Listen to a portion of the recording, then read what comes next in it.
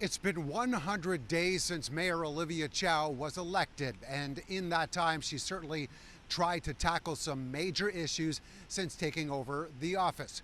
But just how effective has she been, and when does the so-called honeymoon phase come to an end?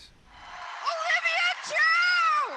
I want to get started immediately to make life more affordable for the wonderful people of Toronto. Oh my God. Fresh off her election victory, Olivia Chow hit the ground running with a shortened transition period before taking office and promising action. Meetings with grassroots organizations, staff, and councillors, knowing she would need to try and make an impact immediately. The mayor was confronted with a series of very large, very steep challenges. The biggest of which is financial, and I say that she has been making some inroads to value humanitarian needs. First, another crisis at hand, with newcomers to Toronto being left outside the city's shelter intake center, being told there was nowhere to go. The refugees that are stranded, we know that our shelter is full. Together we can. After an elaborate swearing-in ceremony, Chow's first meeting found some short-term refugee response. The looming $1.5 billion budget shortfall quickly becoming the focus, and the possibility of a new municipal sales tax being brought up as a way to bring in money. We, as a city, need revenue tools that would grow the economy.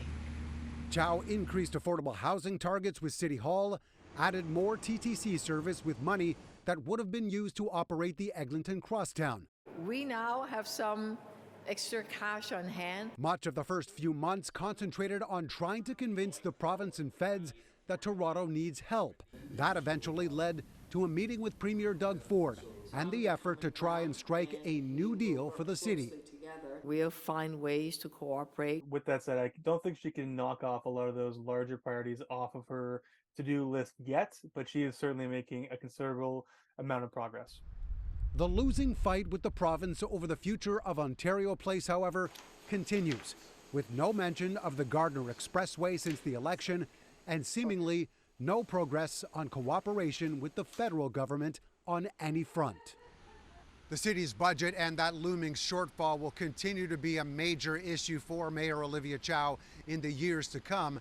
In the meantime, it's trying to gain those small victories one day at a time. Mark McAllister, City News.